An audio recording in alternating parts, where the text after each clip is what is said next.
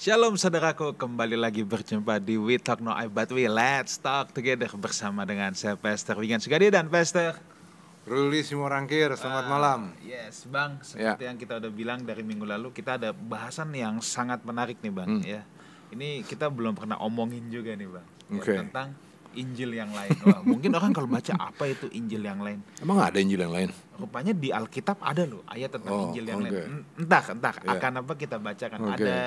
Ada apa 2 ayat yang menyinggung tentang Injil yang lain. Nah, tapi tentunya untuk tema yang satu ini Bang, kita nggak cuma berdua, kita ditemani oleh seorang apologet muda, ahlinya yang jago dalam berdogmatika, berapologetika dan juga jago melawak. Dan udah lama nggak datang ke sini, ya kan? Ini kalau ada beliau kita pasti ketawa terus ini.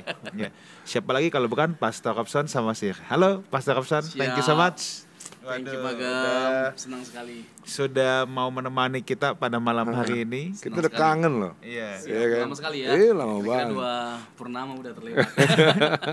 Saudara, sebelum kita mulai, saya mau menyapa setiap saudara yang menyaksikan secara langsung di YouTube channel Lifehouse Community maupun yang secara tunda ya dari MNC Live Channel. Saya ucapkan selamat bergabung, selamat belajar bersama. Saya percaya obrolan kita akan menjadi berkat bagi setiap kita yang mau punya rasa haus untuk belajar. Karena saya pun selalu banyak belajar dari narasumber dan dari perbincangan yang ada di meja ini. So, siapkan catatan saudara, or just enjoy it. Yang penting kita datang dengan spirit yang mau belajar ya. Dan kalau saudara ada pertanyaan, langsung saja WhatsApp ke nomor yang ada di layar kaca saudara ya. Jangan dari YouTube, jangan dari SMS. Saudara WhatsApp ke nomor yang ada di layar kaca saudara. Dan tema kita pada malam hari ini adalah Injil yang lain. Nah, pada malam hari ini Pastor Ruli akan membukanya. Tapi sebelum itu izinkan saya membaca 2 ayat dulu ya Bang ya. Yang pertama yang terambil dari 2 Korintus pasal 11 ayat yang keempat. Sebab kamu sabar saja jika ada seorang yang datang memberitakan Yesus yang lain. Nah, ini bukan Injil yang lain lagi, ada Yesus yang lain ya. Ini nggak tahu Yesus bin siapa ini ya. Daripada yang telah kami beritakan atau memberikan kepada kamu roh yang lain daripada yang telah kamu terima, atau Injil yang lain daripada yang telah kamu terima. Ya, jadi ini sudah pernah terjadi nih di zaman jemaat mula-mula yang ada di kota Korintus. Ayat yang kedua ya, itu ada di Galatia 1 ayat yang ke-6 dan ke-7 saya akan bacakan. Aku heran bahwa kamu begitu lekas berbalik daripada Dia yang oleh kasih karunia Kristus telah memanggil kamu dan mengikuti suatu Injil lain yang sebenarnya bukan Injil. Hanya ada orang yang mengacaukan kamu dan yang bermaksud untuk memutarbalikkan Injil Kristus. Nah, jadi saudaraku, kita tidak bisa menutup mata ya bahwa Injil yang lain itu dari dulu sudah ada. Nah, ini yang akan kita perbincangkan pada malam hari ini. Apa sih itu Injil yang lain? Apakah di zaman sekarang masih ada Injil yang lain? Kalau ada, itu apa? Dan Injil yang benar itu seperti apa? Nah, sebelum saya ke Pastor Robson, saya ingin berikan dulu ke Pastor Ruli.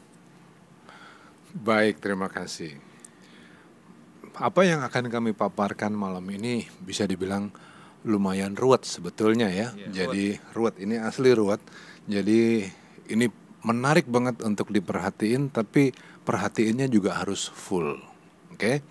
Nah, kalau tadi yang Pastor Wigan sampaikan itu memang ternyata sejak lama ada Injil yang lain, Injil yang palsu, Yesus yang palsu, dan udah gak ada keraguan, memang ada Injil yang lain. Tapi yang mau kami buktikan malam ini adalah bahwa yang juga dimaksud Injil yang lain adalah Injil yang tidak dipahami dengan benar. Injil yang tidak dipertimbangkan pengajarannya secara benar. Itu juga Injil yang lain. Oke. Saya ulang dulu ya. Injil yang lain adalah Injil yang tidak dipahami dengan benar. Injil yang pengajarannya tidak dimengerti dengan baik. Oke, saya lanjutin. Di abad ke-19 ada seorang namanya Jonathan Edwards. Jonathan Edwards ini memicu suatu kebangunan rohani dengan khotbahnya yang terkenal banget. Judulnya, Sinners in the Hand of an Angry God.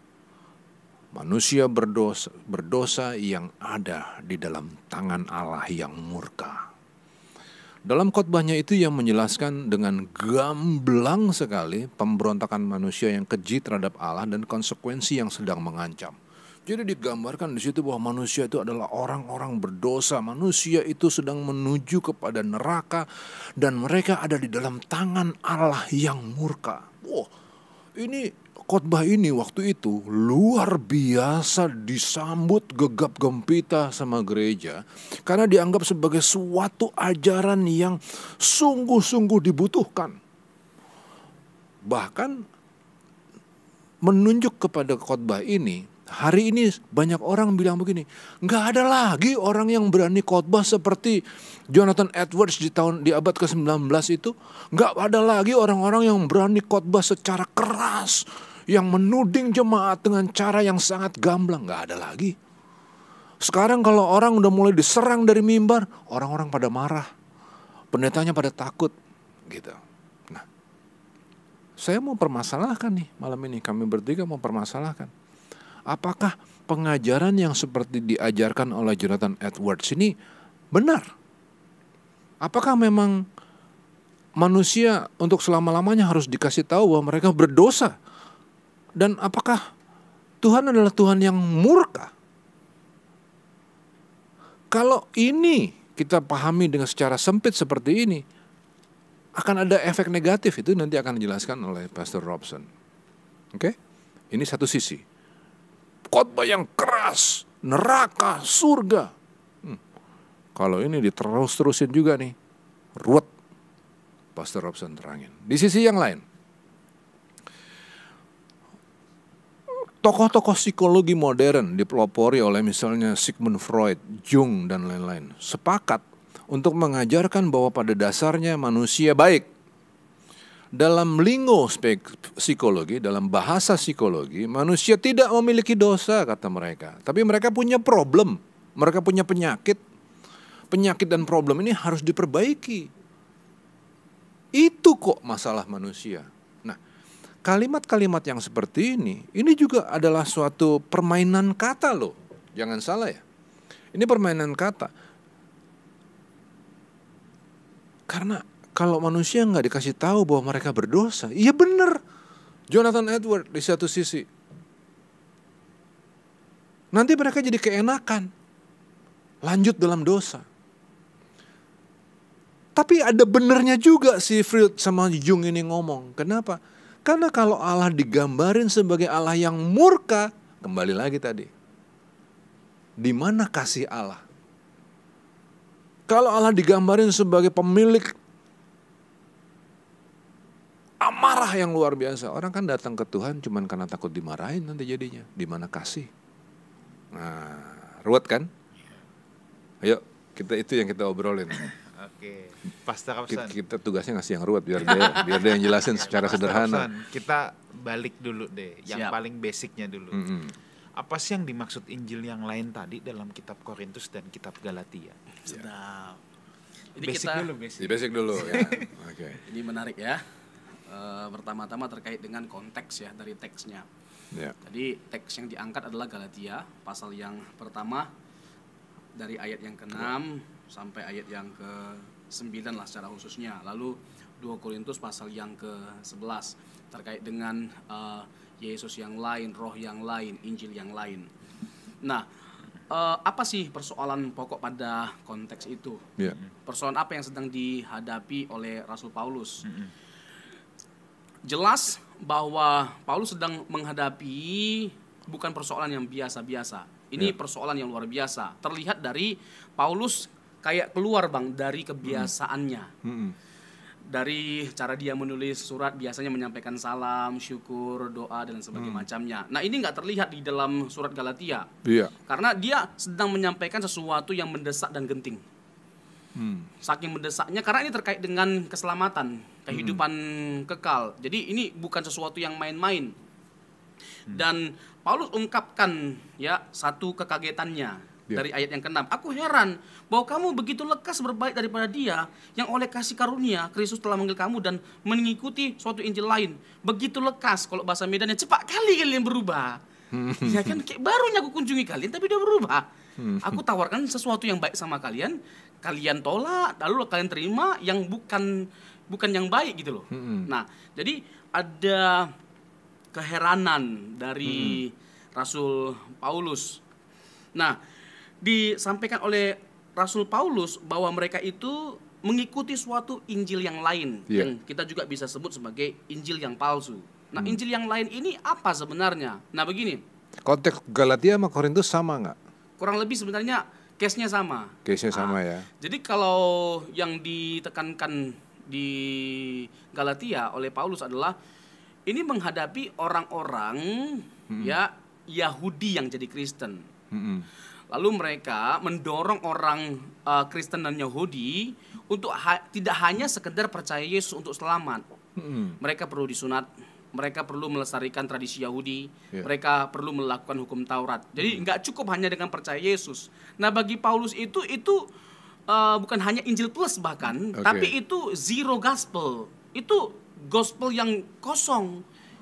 Itu palsu. Jadi oleh orang-orang Yerusalem itu dibilang bahwa kalau mau selamat itu harus Yesus plus ketatnya Taurat. Ya, betul. Murka Allah gitu ya. Oke, lanjut. Nah, ini terlihat sekali Paulus betapa seriusnya karena tadi ya, ini sesuatu yang sangat penting. Terlihat dari ayat yang ke-8 sampai Paulus mengatakan anatema, terkutuklah dia. Ini bukan main-main, ini seorang rasul ya menyampaikan ketegasannya. Terkutuklah dia, seperti yang telah kami katakan dahulu. Sekarang katakan sekali lagi, jikalau ada orang yang memberitakan kepadamu suatu Injil yang berbeda dengan apa yang telah kamu terima, terkutuklah dia.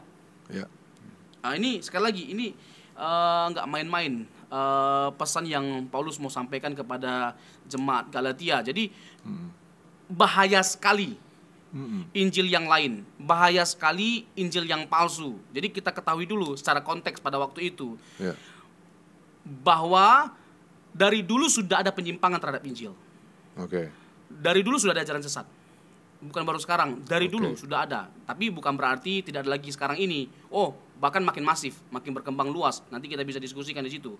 Nah, kita masuk kepada 2 Korintus pasal yang jadi kalau begitu sekarang kita udah sepakat ya. Ada Injil yang lain tuh ada ya. Ya, setuju. Pertanyaannya adalah Injil yang lain di dalam konteks Paulus ini apa? Supaya digaris bawah dulu kan di rumah sama yang menyaksikan ini yang kan. Di Galatia ya. Yang di Galatia. Ya, Injil yang menekankan sesuatu yang lain di luar dari apa yang Paulus sampaikan. Keselamatan. Paulus menyampaikan cukup hanya Yesus, cukup melalui kasih karunia. Mereka menambahkan sesuatu yang lain pada hal ini. Jadi keselamatan itu tidak cukup hanya percaya kepada Yesus, tapi juga harus tetap melaksanakan ketatnya Taurat. Itu ya. Injil yang lain. Itu Injil yang lain dalam Galatia ya. Nah, masuk kepada 2 Korintus pasal yang ke-11, Bang. Sebenarnya kurang lebih sama sebenarnya. Ini terkait dengan guru-guru palsu atau rasul-rasul palsu. Ini Paulus juga dengan kalimat yang ngenyek sebenarnya di ayat yang pertama ya. Alangkah baiknya jika kamu sabar terhadap kebodohanku yang kecil itu. Memang kamu sabar terhadap aku, sebab aku cemburu kepada kamu dengan cemburu ilahi. Karena aku telah mempertunangkan kamu kepada satu laki-laki untuk membawa kamu sebagai perawan suci kepada Kristus. Tetapi, ini dia, aku takut kalau pikiran kamu disesatkan dari kesetiaan kamu yang sejati kepada Kristus. Sama seperti Hawa diperdayakan oleh ular itu dengan kelicikannya. Jadi ada sebuah warning ya, peringatan keras bagi Paulus. Jangan sampai kamu jatuh karena terperdaya oleh satu pemikiran yang keliru yang membuat kamu pada akhirnya hancur atau jatuh. Sebab kamu sabar saja jika ada seorang datang memberitakan Yesus yang lain daripada yang telah kami beritakan, atau memberitakan kepada kamu roh yang lain daripada yang telah kamu terima, atau Injil yang lain daripada yang telah kamu terima. Jadi bagi mereka sesuai dengan ajaran yang baru yang mereka terima, mereka anggap berita Paulus tentang keselamatan hanya pada Yesus itu sebagai sebuah kebodohan, Bang. Oh. Gitu. Nah, ayat 5, tetapi menurut pendapatku sedikit pun aku tidak kurang daripada rasul-rasul yang tak ada taranya itu. Nah, bagi orang Kristen, orang percaya pada waktu itu, sesuatu yang lebih baik atau yang luar biasa ajaran yang dibawa oleh rasul-rasul palsu itu. Oke. Nah, itu sesuatu yang lebih baik dan menarik bagi mereka. Padahal kalau bicara tentang kepintaran, kecerdasan, memang Paulus lebih tinggi, lebih hebat, lebih baik daripada mereka. Jadi dia nulis di ayat 1 tuh satir ya. Iya, satir sebenarnya. Menurut pendapatku sedikit pun aku tidak kurang daripada rasul-rasul yang antaranya itu. Iya. Gitu loh. Kalau sampai gini, kalau sampai aku lebih pintar, lebih baik dari sisi filsafat, dia anak buah Gamaliel, dari sisi hukum Taurat perjanjian lama dia kuasai. Jadi luar biasa cerdasnya Rasul Paulus. Paulus itu ya. Jadi kalau kamu mau mengikuti mereka karena mereka pintar sekali, aku tuh nggak kalah loh di antara rasul-rasul yang tiada taranya yang kamu anggap hebat itu. Iya. Gitu loh. Iya. Nah, ayat yang ke-6, jikalau aku kurang paham dalam hal berkata-kata, tidaklah demikian dalam hal pengetahuan, sebab kami telah menyatakan kepada kamu pada segala waktu dan di dalam segala hal. Jadi Rasul Paulus jelas di sini menekankan perihal bahayanya ajaran-ajaran palsu yang dibawa oleh rasul-rasul palsu. Rasul-rasul palsu itu rasul yang nggak tahu dari antah berantah mereka berasal. Siapa yang mengangkat mereka jadi rasul? Lalu tiba-tiba mereka nongol mengajarkan. Tentunya mereka itu punya kepentingan pribadi, ya ingin mendapatkan keuntungan dari apa yang mereka sampaikan. Lalu yang ada mereka itu ya merusak jemaat yang sudah dilayani oleh Paulus dengan baik dengan menyampaikan sesuatu yang lain, yaitu keselamatan hanya ada pada Yesus ditukar pada yang lain. Jadi antara Korintus sama Galatia itu sama ya, mirip-mirip ya kesamaannya. Kesamaannya adalah bahwa ditawarkan keselamatan itu harus Yesus plus. Kalau di Galatia plusnya itu plus Taurat. Kalau di Korintus ini bisa macam-macam ya, ada roh yang lain, ada ini yang lain. Jadi bisa macam-macam lagi yang lain. Yesus yang lain. Yesus yang lain, pengajaran yang lain, roh yang lain gitu ya. Oke. Tapi mirip gitu, intinya. Kurang lebih kalau kita bicara tentang konteksnya pada waktu itu yang dimaksud oleh Injil yang palsu, Injil yang lain seperti itu, Pak Gem. Oke, nah jadi itu kan pada saat itu. Tantangan pada saat itu. Nah, sekarang kalau pada zaman sekarang kita tahulah ada yang namanya Injil Thomas ya, ada Injil Barnabas. Jelas itu merupakan sebuah Injil yang palsu juga kan, yang dihadapi sempatlah oleh beberapa gereja di beberapa abad.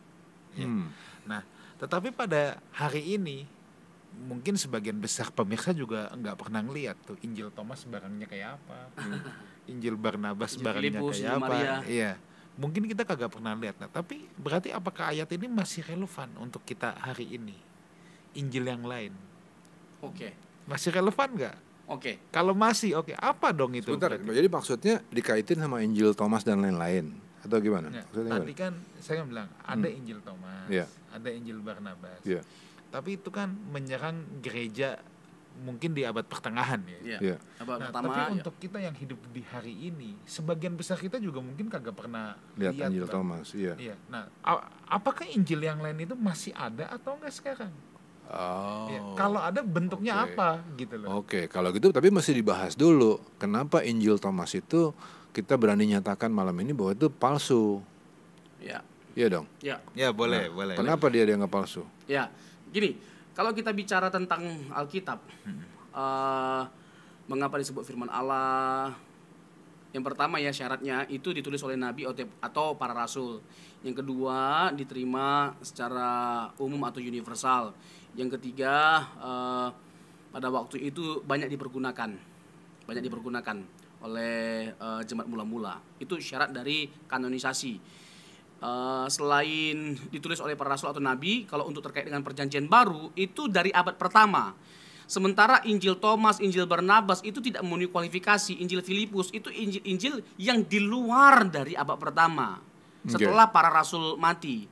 Nah, nggak sedikit dari Injil-Injil yang palsu itu menggunakan nama para rasul supaya bisa diterima wibawa tulisannya, otoritas tulisannya. Seperti Injil Barnabas, itu bukan benar-benar Barnabas, itu di abad 13 kurang lebih dituliskan. Tapi supaya diterima otoritas tulisannya, dia pakailah nama Rasul Barnabas, ya, teman Rasul Paulus. Jadi itulah alasan mengapa kita tidak menerima Injil-Injil itu sebagai Injil yang kanonik sifatnya. Nah, kita masuk kepada pembahasan yang lain yang gak kalah menarik sebenarnya terkait dengan apakah di luar dari Injil Barnabas yang disebut sebagai Injil yang palsu, apakah ada kepalsuan ya di abad yang modern? Atau tunggu dulu, sebentar dulu. Yang Injil Thomas kita masih stop dulu nih, masih dibungkus dulu. Kalau saya bilang itu nggak bisa masuk ke dalam Injil palsu, karena itu bukan Injil. Itu bukan Injil, itu buku yang bilangnya atau bahasanya ditambahkan di depannya Injil, sedangkan tidak memenuhi syarat-syarat Injil. Memang bukan Injil ya. Karena bukan Injil, jadi jangan masuk itu kepada Injil palsu. Itu mah bukan Injil gitu ya. Oke, lanjut terus. Adakah gitu loh di luar abad pertama atau abad-abad masa lalu terkait dengan pergulatan gereja melawan Injil-Injil palsu, Injil-Injil lain di luar dari apa yang diberitakan oleh para rasul atau Rasul Paulus secara khusus? Oh, banyak sekali. Banyak sekali. Ya, nanti kita perlu deskripsikan ya yang dimaksud dengan Injil yang palsu itu apa, Injil yang benar itu seperti apa. Sehingga tolak ukurnya itu pada deskripsi kita tentang Injil yang benar. Jadi sesuatu yang tidak berpusat pada Injil yang benar itu, konsep Injil yang benar itu Injil yang palsu.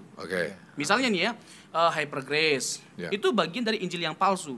Kita kan diminta oleh Tuhan untuk bisa membedakan roh. Termasuk di dalamnya itu adalah membedakan pengajaran. Pengajaran-pengajaran yang tidak sesuai dengan kebenaran firman Tuhan. Ya, kita ambil contoh, nanti banyak bisa ditambahkan Bang Ruli sama Pak Wigan, pasti banyak stoknya nih. Misalnya Hyper Grace, ya, ajaran yang menekankan bahwa kita nggak perlu minta ampun kepada Tuhan. Ketika kita sudah percaya Yesus, dosa kita diampuni bukan hanya pada masa lampau, hari ini sampai yang akan datang pun itu sudah diampuni oleh Tuhan. Apakah ini sebuah revolusi terhadap ajaran tentang kasih karunia? Saya rasa tidak. Perlu ada revolusi terhadap gereja dalam pengajarannya kalau salah. Tapi kalau revolusi yang dibawa itu salah, nggak sesuai dengan Alkitab, ya jangan dibawa ke gereja. Saya setuju dengan kalimat Martin Luther, Ecclesia Semper Reformanda. Gereja harus selalu diperbarui, diperbaiki, karena tidak ada gereja yang sempurna. Karena tidak ada ajaran dari kelompok manapun, dari sinode manapun yang sempurna. Ya, semua orang bisa mengklaim bahwa ajaran kami yang paling benar. Tapi pertanyaannya, kalau semua gereja, semua denominasi mengklaim hal yang sama, lalu ajaran siapa yang paling benar? Nah gitu loh. Ya, silakan saja. Tetapi spirit kita harus sama. Ecclesia Semper Reformanda, gereja harus selalu diperbaharui. Nah, tolak ukur, best. Tolak ukur atau berdasarkan apa? Kita memperbarui gereja kita, Injil. Pastor Robson, saya mau nanya dulu ya.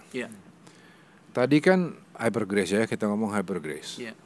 Bahwa kematian Yesus dan karya keselamatannya di atas kayu salib itu membayar dosa masa lalu, hari ini dan yang akan datang ya.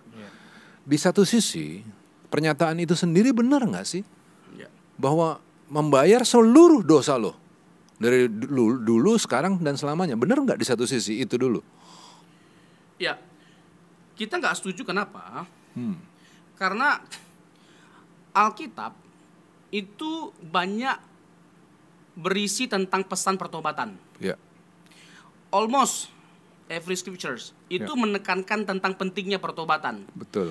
Bahkan suara pentingnya pertobatan itu dikumandangkan oleh para rasul kepada jemaat-jemaat yang sudah percaya. Amen. Misalnya tadi Galatia, itu kan kepada orang yang sudah percaya. Misalnya Korintus, itu kan kepada orang yang sudah percaya. Jadi berita pertobatan itu menjadi relevan kepada mereka karena apa? Karena mereka bisa terjebak pada dosa, pada kejatuhan, pada kehancuran, bahkan pada kebinasaan. Kalau mereka masuk kepada apa? Pada ajaran yang tidak alkitabiah gitu loh. Gitu. Jadi kalau gitu sebetulnya di situ ada permainan kata loh.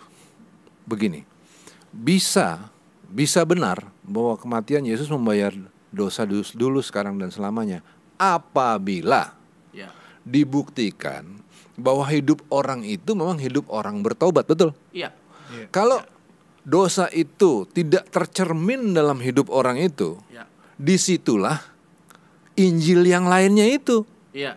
Maka hyper grace ketika dia menyatakan bahwa pembayaran dosa itu dulu, sekarang, dan selamanya, sampai di situ aja nggak salah. Pengajaran yang rusak itu harus separuh bener loh. Iya. Kalau dia benar-benar kacau, kata Hitler, kalau kita mau nipu tuh, mau bohong, bohongnya separuh bener. Kalau total salah pasti ditolak sama orang. Iya. Nah, jadi sekedar mengajarkan dosa dulu, sekarang, dan selamanya belum tentu salah. Tapi ketika tidak mengajarkan tanggung jawabnya, Iya. cara hidup bertobatnya, itu yang kacau, betul? Iya. Nah, Menggunakan separuh. kan jadi separuh, kan. Jadi makanya di situ kan nanti pengajaran hyper grace itu nggak peduli tadi malam kita ngapain, Iya. nggak peduli hari ini kita boleh pelayanan, sebab dosa kita sudah dibayar dulu, sekarang, dan selamanya, kan? Iya. Di situ kan. Jadi Mungkin saya mau gunakan bahasa ini, Bang. ya, Bahwa pengampunan Allah itu selalu tersedia bagi setiap kita. amin. Tapi tanpa pertobatan tidak ada pengampunan. Yes. Itu penting Yes. untuk kita ingat supaya kita nggak menggampangkan kasih karunia Tuhan. Seakan-akan bahwa ya kita nggak perlu takut untuk melakukan kejahatan apapun. Karena apa? Karena kasih karunia Tuhan itu lebih besar daripada dosa kita. Dia pasti mengampuni kita. Kacau kalau begitu Jadi mikirnya. kacau. Iya. Karena apa? Sejatinya tidak ada pengampunan tanpa pertobatan. Iya. Kita percaya Tuhan pasti mengampuni kita. Tapi Iya. yang Tuhan inginkan setelah kamu diampuni, kamu perbaiki diri dong. Iya. Gitu. Iya. Kalau masih tetap kejebur di got yang sama terus, Ya. lah Rusak kita. rusak kita. Contoh Bang ya, Titus Ya. Titus pasal yang kedua ayat yang ke-11 dan 12 dikatakan Oke. demikian. Karena kasih karunia Allah yang menyelamatkan semua manusia sudah nyata. Ia mendidik kita supaya kita meninggalkan kefasikan dan keinginan-keinginan duniawi, dan supaya kita hidup bijaksana, adil, dan beribadah di dalam dunia sekarang ini. Tadi ada kita bahas lah dalam diskusi kita. Orang yang sudah percaya itu bisa nggak jatuh dalam dosa? Bisa. Ya. Tapi orang yang percaya itu nggak bisa terikat dalam dosa atau terus-menerus melakukan dosa yang sama. Iya. Gitu, Iya. gitu Kalau loh. jatuh dalam dosa, ya siapa yang nggak dosa sih? Iya. Kita kan bukan super power yang Iya. nggak mungkin dosa. Setelah percaya Yesus lalu anti dosa. Nggak mungkin dong. Kebal terhadap dosa. Iya. Nggak ada manusia yang seperti itu. Ya, bahkan kejatuhan dalam dosa itu juga adalah bagian dari pembelajaran kita sebetulnya. Iya. Nah, yang jadi kacau adalah ketika kita tahu salah, kejebur terus. Ya itu dia. Itu. Yang kita syukuri lah, yang kita apa namanya itu ya. Jadi Kristen itu kita sangat bahagia dan bersyukur. Karena apa? Karena dalam 1 Yohanes 1 ayat 9 dikatakan demikian, jika kita mengaku dosa kita, maka Ia adalah setia dan adil sehingga Ia akan mengampuni segala dosa kita dan menyucikan kita dari segala kejahatan. Ya. Jadi kita tidak lagi perlu takut dengan kebinasaan atau maut Oke. karena dosa. Karena kita tahu Tuhan sudah memberikan garansi atau jaminan. Oke. Gitu. Berarti kalau gitu kita bisa bungkus sedikit nggak nih untuk yang hyper grace? Nah. Dia menjadi Injil yang lain ketika diajarkan secara separuh benar. Iya. Betul. Ya. Jadi Allah sekedar digambarkan sebagai pribadi yang murah hati, Iya. benar itu, tapi tidak ada tanggung jawab di pihak kita. Setuju. Jadi Injil yang lain adalah Injil yang diajarkan secara separuh benar. Iya. Oke. Oke, nah Bang, mungkin saya juga melihat gini Bang. Ya. Injil yang lain pada masa kini ya. Iya. Jadi yang pertama tadi Injil yang diajarkan atau kebenaran yang diajarkan hanya separuh benar. Ya. Oke. Tapi ada yang kedua juga nih. Menurut saya Injil yang lain itu ketika apa yang diajarkan itu bukan lagi ide Alkitab. Oke, benar. Tapi ide manusia atau ide yang entah dia ambil dari mana, yang kadangkala sounds good, tapi itu bukan ide Alkitab.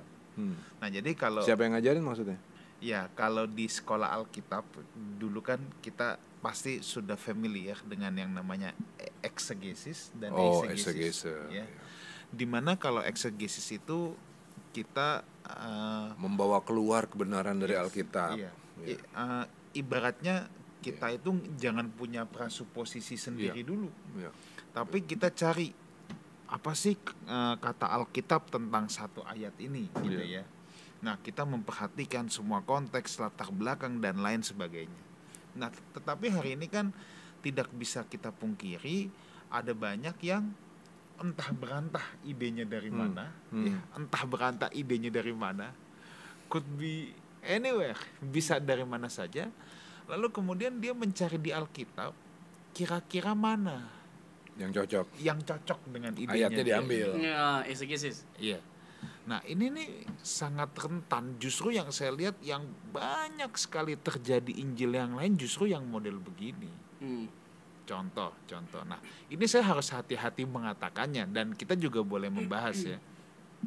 Misalnya, sekali lagi, saya tidak anti dengan motivator. Ya. Saya tidak anti dengan motivator manapun ya. Pada prinsipnya menurut saya seorang pendeta juga harus bisa menjadi seorang motivator kan, harus memotivasi umat Tuhan ya. Nah, tetapi kan bukan rahasia umum ada banyak seminar motivator itu yang membangkitkan kepercayaan diri. Iya. Ya. Membangkitkan kepercayaan diri lalu biasanya diajarkan tentang positive thinking, diajarkan tentang suruh bicara sama dirinya sendiri, saya bisa, saya yakin dan lain sebagainya. Again, kita juga nggak menentang tentang positive thinking, tapi ini kan banyak hal yang perlu dikaji, yang apa tidak bisa kita telan bulat-bulat. Nah, kebetulan kalau soal keyakinan diri, berpikir positif, itu di Alkitab paling dekat sama yang namanya iman. Maka kemudian iman akan diberitakan atau dikotbahkan sebagai suatu sarana untuk memperoleh apa yang dia yakini. Asalkan dia yakini, jadi kayak buat maksa Tuhan, kayak pin ATM gitu loh.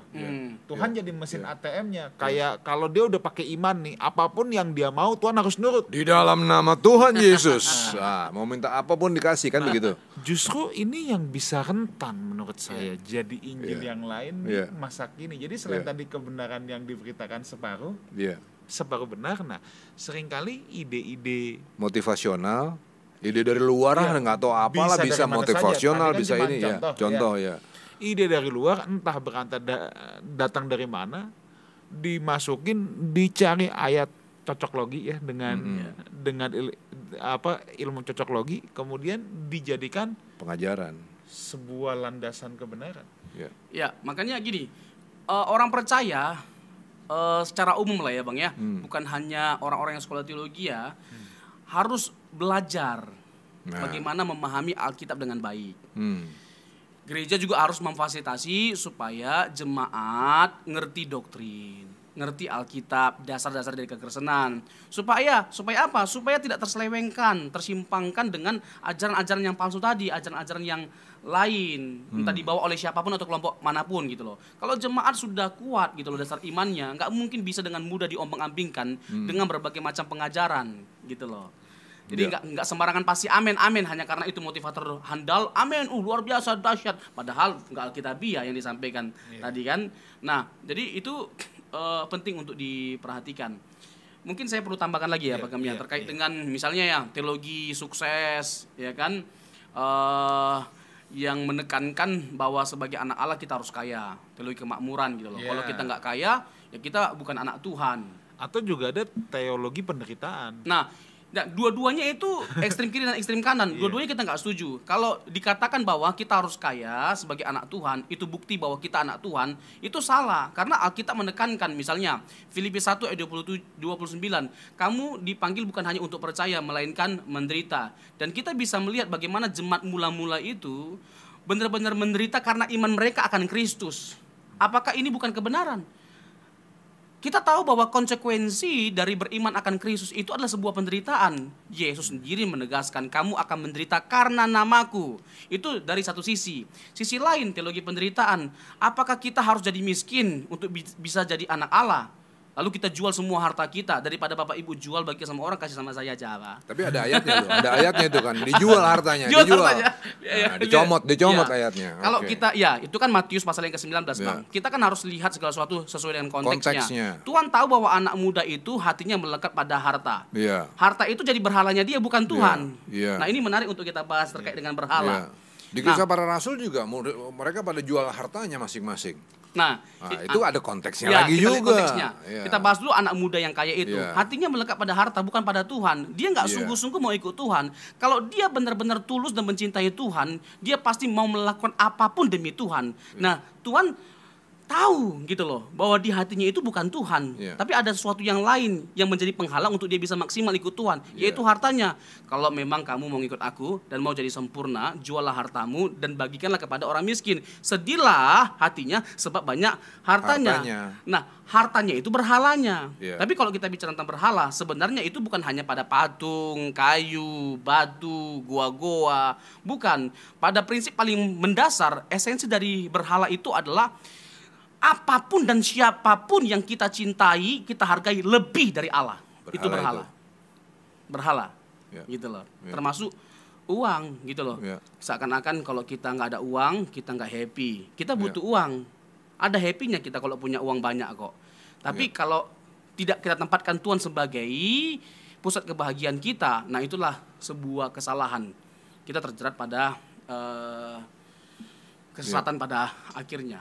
Ya. Itu Bagam. Jadi ada teologi penderitaan, teologi kemakmuran, Iya.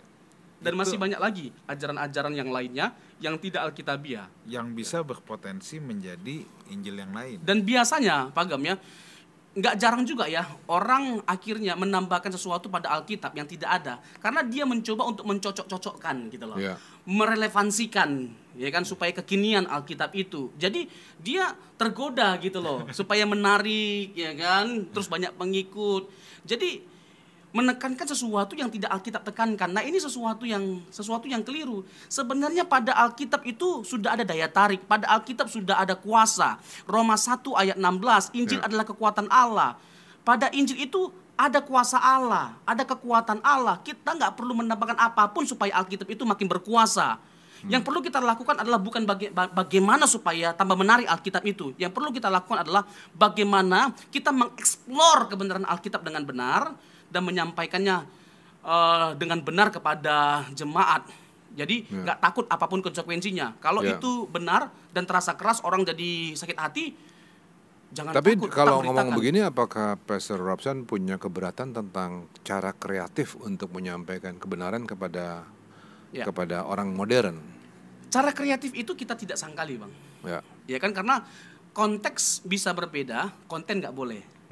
Caranya ya, boleh iya. beda-beda, Iya. Caranya boleh. tapi kontennya nggak boleh. ini loh masalahnya. Menambahkan sesuatu gitu. Dia Iya. banyak orang yang kemudian dalam rangka untuk membuat menarik, jadi kita bahasanya nggak sengaja lah, nggak sengaja Lebih soft akhirnya ya. akhirnya Eh, isinya yang jadi kurang Iya. gitu ya. Oke, Iya. itu yang kita masalahin di kita sini nggak ya. persoalkan pendekatannya. Ya. Caranya. Ya. Tapi ketika kita mengobok-obok kontennya, nah itu yang menjadi salah, dan itulah yang dilakukan oleh para teolog liberal Oke, gitu loh. saya bawa ke dalam masalah lah ya. Misalnya nih, sekarang kita bawa tadi kita lagi ngomongkan ide yang bukan dari Alkitab, kita masukkan dalam Alkitab, kita comot ayatnya gitu Ya. kan ya. Oke. Misalnya di Yohanes 15 nih, ayat yang ke-7. Jikalau kamu tinggal dalam aku dan firmanku tinggal di dalam kamu, mintalah apa saja yang kamu kehendaki dan kamu akan menerimanya. Ya. Ini diajarkan sebagai, tuh kan, minta apa saja kan. Ya. Dan kita adalah anak dari Bapa yang kaya. Ini kan sebenarnya ide-ide yang bukan berasal dari Alkitab kan. Ya. Karena nanti ujungnya bilang begini, kamu bukan orang yang diciptakan untuk jadi miskin. Minta apa saja. Nah di sini nih ide yang bukan Alkitab nih kan. Ya. Kenapa Pastor Robson seolah-olah minta dalam namaku itu bisa diselewengkan? Bagaimana caranya minta dalam namaku diselewengkan? Ya. Itu ayat yang dibaca abang dari mana? Yohanes 15 ayat 7. Sorry ya, Yohanes 15 Ayat yang ke-7. ayat yang ke-7. Ya. Nah gini ya, lagi-lagi kita itu kan harus menempatkan teks itu pada konteksnya. Ya. Poin utama, pesan utama dari konteks ini apa? Ya. Poin utamanya adalah bagaimana supaya kita menjadi orang-orang yang bertumbuh. Ya. Nah, untuk menjadi orang-orang yang bertumbuh, ya silakan minta apa saja. Tapi dalam konteks supaya kita bertumbuh loh. Berbuah loh. Berbuah ya. Jangan melenceng. Ya, berbuah loh. Karena esensinya begini, di luar Tuhan kita nggak bisa berbuah. Ya. Karena kita ini ranting dan dia adalah pokoknya, Bapak pengusahanya gitu loh. Jadi jangan mengharapkan bisa bertumbuh berbuah kalau kita tidak melekat pada Kristus. Yes. Dan kalau kita melekat pada Kristus dan mau berbuah banyak, mintalah dalam konteks ini. Ya, berbuah banyak untuk kepentingan kerajaan Allah. Bukan dalam pengertian sebebas-bebasnya. Tuhan, aku mau punya mobil Alphard 2, Tuhan. Tolong kasih ya Tuhan. Ya. Tuhan, aku mau punya rumah loh di sini. Atau yang lebih sederhana. Tuhan, aku mau sembuh misalnya. Ya.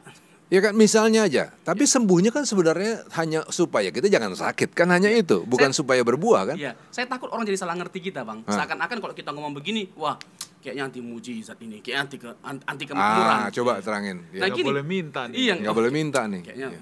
kita kan bicara tentang konteks, teks Iya. dan konteks jangan Iya. dipisahkan. Iya. Kalau bicara tentang percaya nggak Bapak bahwa Allah bisa melakukan mujizat sekarang? Oh, percaya banget. Iya. Tapi kan kamu sedang mempersoalkan teks ini, konteks ini, jangan lari. Iya. Jadi kalau kamu sakit minta sembuh, ya silakan, nggak jadi masalah. Nggak masalah. Tapi ingat, sebagai orang Kristen yang dewasa rohani harus ngerti kehendak Tuhan dong. Kalau Tuhan tidak sembuhkan, jangan bilang Tuhan tidak sayang. Satu. Ah. Atau jangan terus-terusan minta yang buat kita dong. Iya. Mintalah untuk kepentingan dia. Kerajaan Allah, Iya. termasuk pertumbuhan rohani kita, makin Iya. cinta kita dengan Tuhan, itu Iya. adalah kepentingan kerajaan Allah. Kalau kita sakit kalau kita sakit boleh nggak minta sembuh? Boleh, Iya Bang. boleh banget. Silakan saja. Boleh banget. Tapi kemudian setelah sembuh apapun yang kita buat kan gitu. Iya, semuanya untuk kemuliaan Allah dan kerajaan Allah. Oke. Begitu kurang lebih, ya. Pak Gam. Nah, tadi Pastor Robson sempat nyinggung sesuatu tapi kita geser tadi. Bicara tentang surga, soal neraka dan lain-lain. Ya, surga dan neraka tadi. Sempat ngomong kan soal itu kan. Nah, jadi sekarang apa tadi? Jadi ada apakah kalau begitu sekarang gini? Kan kaitannya sama yang tadi yang di awal saya ngomong ya. Seolah-olah Allah itu digambarkan sebagai Allah yang murka. Manusia digambarkan sebagai manusia yang berdosa, yang sedang dalam perjalanan menuju neraka di tangan Allah yang murka. Apakah surga digambarkan hanya seserem itu, Pastor Robson? Ya. Allah itu adalah Allah yang sempurna. Allah yang sempurna itu memiliki banyak sifat. Allah itu maha murka, iya. Tapi Allah itu bukan hanya maha murka, dia juga maha bijaksana, maha adil, maha kasih, ya maha pemurah dan lain sebagainya macamnya. Jadi kita tidak boleh melihat Allah dari satu sisi. Ya. Yang ada kita terjebak pada teologi yang salah, ajaran yang salah, dan bahkan penyimpangan. Kalau kita mencoba untuk melihat Allah dari satu sisi, whole picture dong. Kita harus melihat atau menggambarkan Allah secara utuh. Nah, untuk menggambarkan Allah secara utuh, kita juga harus melihat Injil secara utuh. Jangan sepotong-sepotong. Alkitab satu sisi menekankan bahwa Allah itu bisa murka terhadap kita. Yes. Kalau kita berbuat dosa, ya kan, terus menerus melakukan kesalahan, tidak taat, tidak tunduk, tidak berbuah, Allah bisa potong kita dan mencampakkan ke dalam api dan lain sebagainya macamnya.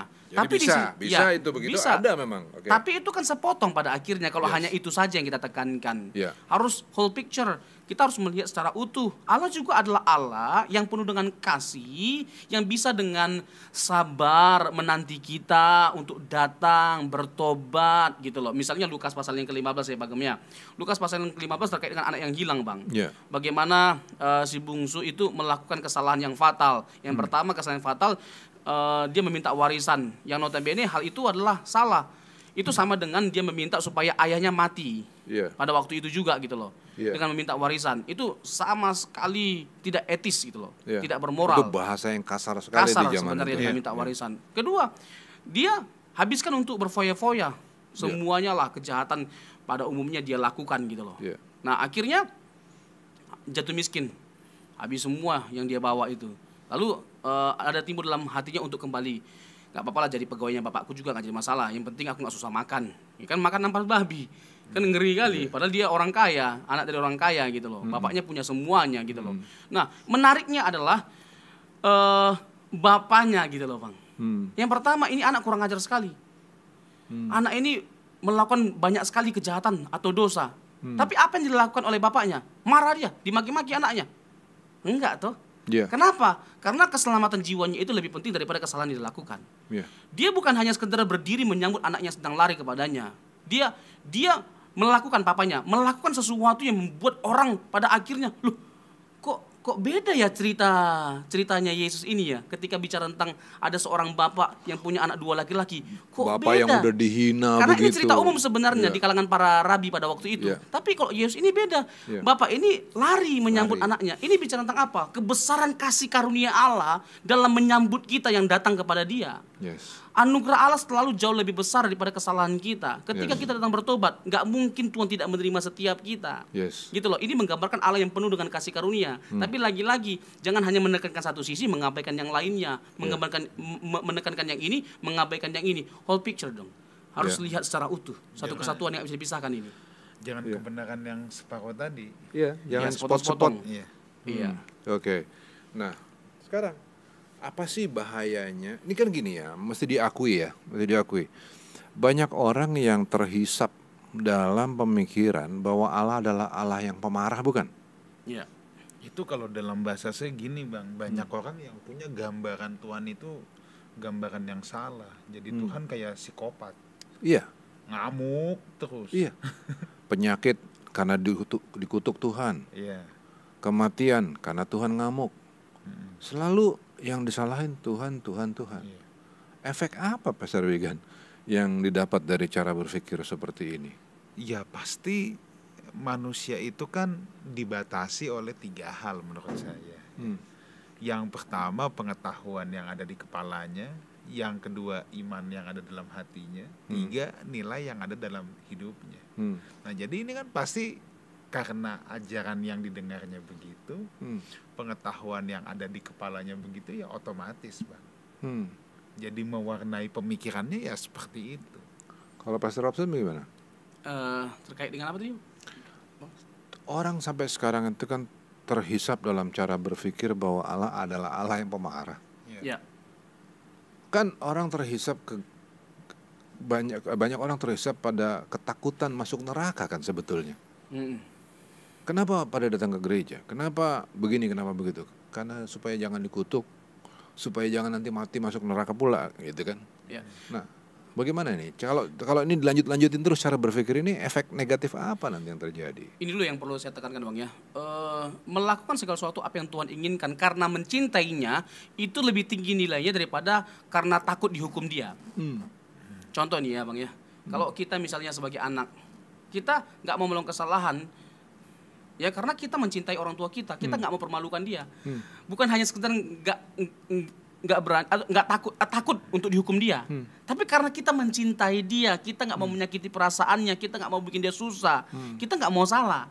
Kita mau bikin dia bangga. Iya, kita mau membanggakan dia. Terlebih lagi dengan Tuhan. Jadi kita mau melakukan apapun, taat melakukan apa yang dia kehendaki, lebih kepada karena kita mengasihi dia daripada takut untuk dihukum dia. Yeah. Jadi tekankanlah Allah yang penuh dengan kasih, dan Allah yang penuh dengan kasih itu bisa juga menunjukkan kasihnya dengan menghukum kita ketika kita salah. Betul. Gitu loh. Karena barang siapa ku kasih, ikut tegur dan kuhajar. Ibrani pasal yang ke-12, di mana ada anak yang tidak dapat hajaran dari orang tuanya. Gitu. Jadi, Pak, tadi aku sekolah. Oh, kenapa kamu sekolah? Hebat banget kamu. Iya, Pak. Nggak bolos sama sekali. Seluruh pelajaran aku ikutin dari jam 7 sampai jam 1. Kenapa sayang? Jawabannya? Karena takut dihukum papa. Bang, kita harus masuk ke pertanyaan nih Bang. Oke. Udah ada banyak yang masuk. Tapi kita mesti tutup dulu juga nih. Jadi berarti dari kesimpulan kita barusan ini, Injil yang lain adalah Injil yang apa lagi nih barusan? Ya, jadi kalau kita bicara tentang konteks tadi ya Bang ya, Injil yang lain itu Injil yang tidak mempercayai hanya Yesus saja. Ya. Cukup hanya anugerahnya doang. Itu Ya. Injil yang lain. Anugerahnya doang atau Seharusnya- Injil yang menakut-nakuti. Iya, nakut-nakuti gitu. Injil loh. yang membebankan berat kepada orang. Iya. Itu kan Galatia juga tuh, Atau Injil membebankan yang menghilangkan tanggung jawab. menghilangkan tanggung jawab. Iya. Ya, oke. Sip. Gitu. Oke, ini sudah banyak nih pertanyaan yang masuk. Yang pertama dulu ya. Nonem, bagaimana bila saya senang baca buku rohani tetapi tidak suka baca Alkitab? Pastor Robson deh, jawab yang ini dulu. Tidak salah dengan baca buku rohani. Yes, of course. Tetapi tidak ada buku yang setebal apapun ya bisa mewakili Alkitab dengan sempurna. Sebaik apapun bisa mewakili Alkitab dengan sempurna. Kalau kita mau benar-benar mengenal Allah dengan benar, ya, dengan lengkap, maka pertama-tama bacalah dulu Alkitab. Kita ini kalau bicara memilih nih ya, kita lebih memilih baca Alkitab saja daripada baca buku saja. Iya. Baca Alkitab saja. Tetapi itu pun sebenarnya kalau bisa jangan hanya baca Alkitab saja, tapi barengi dengan baca buku-buku rohani lainnya, buku-buku teologi lainnya, untuk memperlengkapi wawasan kita akan Alkitab yang kita baca. Begitu, Pak Gem. Kalau dari saya, pertanyaan seperti ini mewakili keresahan jemaat. Tapi juga sekaligus menunjukkan kegagalan dari banyak gereja untuk melaksanakan amanat agung. Jangan lupa loh, gereja itu dipanggil untuk menjadikan segenap bangsa murid. Bagaimana orang bisa jadi murid kalau nggak suka baca Alkitab? Tapi siapa yang harus bikin mereka jadi suka baca Alkitab? Kan gereja. Ini kegagalan dari gereja, harus kita akuin. Ya. Hati-hati ini berarti. Pertanyaan ini pertanyaan sahih loh. Oke, ini pertanyaan kedua. Ini juga bagus. Apakah buku-buku motivator yang dikutip habis oleh para pengkhotbah, misalnya Seven Habits, juga termasuk Injil yang lain? Enggak lah. Jadi kita nggak boleh juga mengasumsikan tulisan orang lain para motivator itu pasti salah. Ya, atau buku psikologi atau Ya. buku apapun itu ya. Iya. Kalau itu selama tidak bertabrakan dengan Alkitab itu baik kok. Ya kita perlu ada pengetahuan tambahan di luar dari kitab suci. Jadi nggak salah, sah-sah saja menurut saya. Nah, again, kalau dari saya, menurut saya buku-buku itu semua baik, tetapi ibarat makanan itu bukan main dish. Ya. Itu tambahan-tambahannya Ya. untuk apa ya? Untuk mewarnai atau untuk melengkapi, tapi jangan dijadikan ide-ide dari lain yang selain Alkitab itu sebagai sebuah dasar kebenaran. Ya.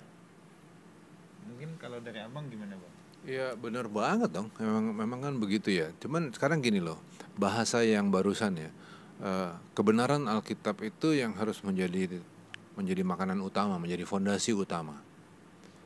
Itu kan rada ngambang, karena di jemaat, di level jemaat, apa sih yang dimaksud dengan kebenaran Alkitab? Coba, itu kan yang jadi masalah kan, karena mereka nggak punya kemampuan eksegese, mereka nggak punya pengetahuan teologi yang cukup dan lain-lain. Benar nggak sih? Nah, karena itu maka tadi komentar saya adalah inilah tugas gereja. Anggaplah bahwa pertemuan kami malam ini di sini kita bicara begini sebagai usaha kami untuk bunyiin bel bahaya, atau nggak sih? Kalau gereja nggak terpanggil untuk bikin jemaat ini menjadi hamba-hamba Tuhan semua, menjadi teolog-teolog, ngapain bikin gereja coba? Gereja tuh harus mendidik kok, supaya nggak ada yang awam Alkitab. Ya, gereja harus menjadi sekolah Alkitab. Iya dong, Ya, harus dalam jadi sekolah pengertian Alkitab. melek akan Alkitab, dan itu spiritnya dari Martin Luther, Bang. Betul, kalau sekarang gereja nggak terjadi begitu, ngapain banyak-banyak gereja? Ya.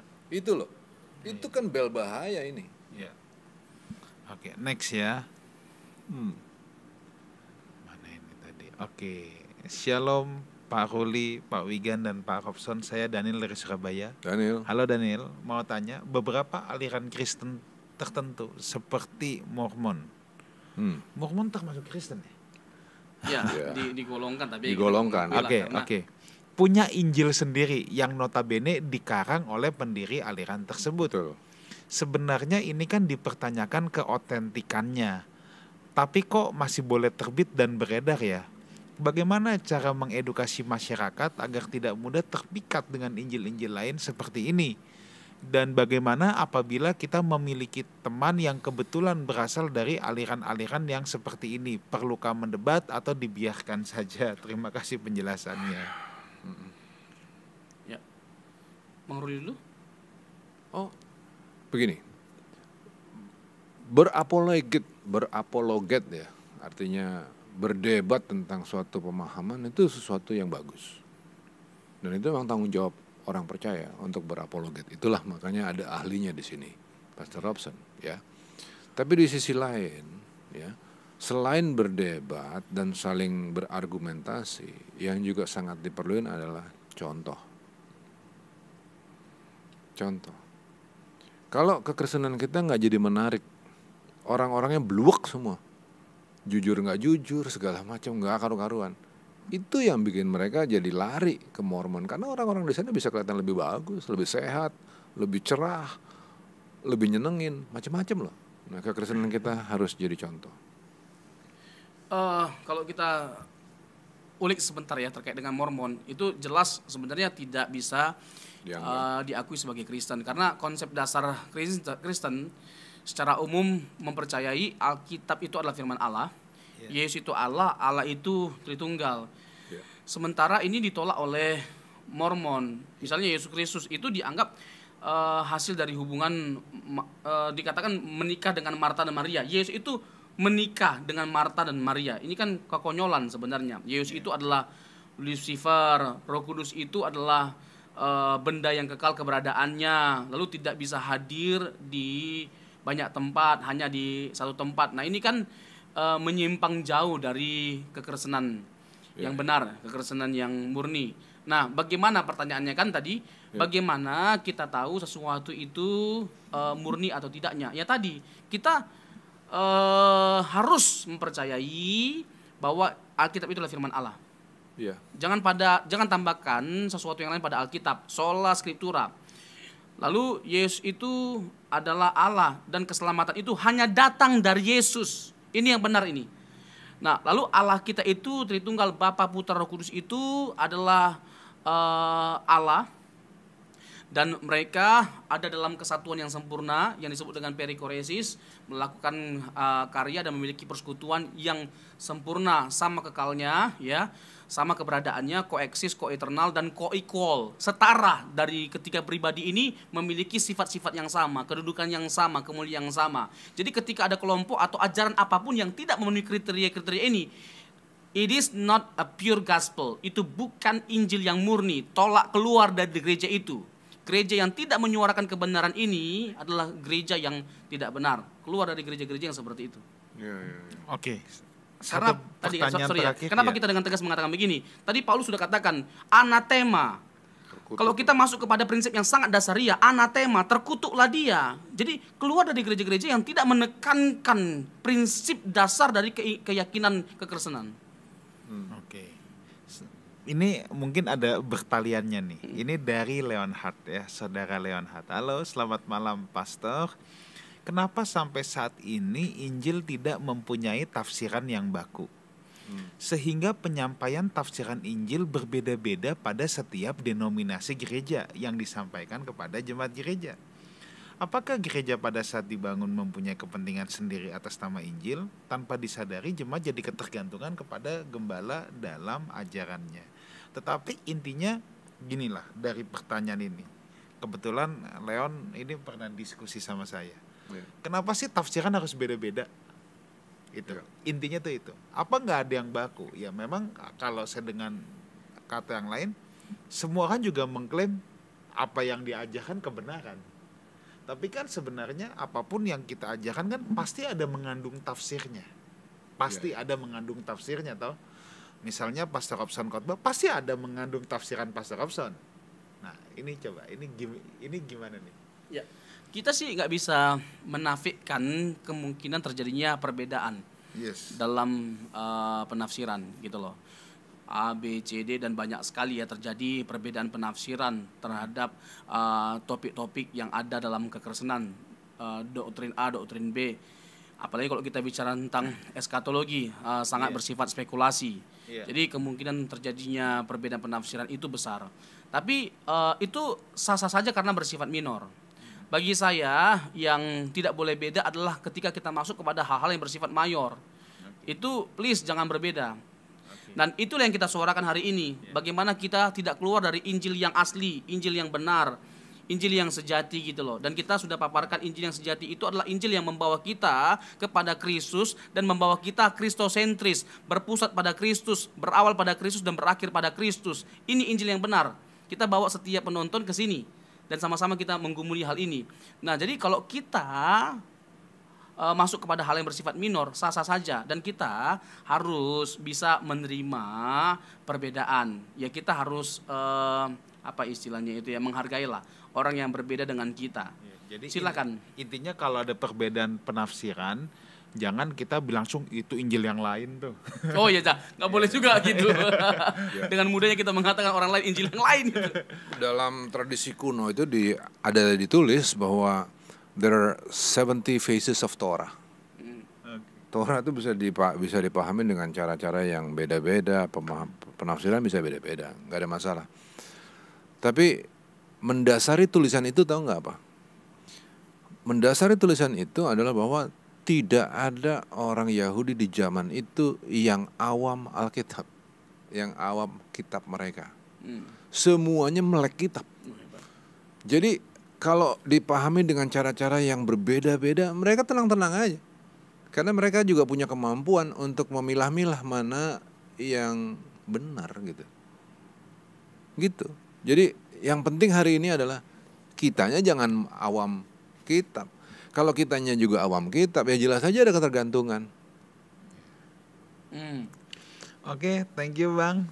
Thank you Pastor Robson. Ya, kita udah di penghujung acara kita. Mungkin ada closing statement, satu kalimat singkat.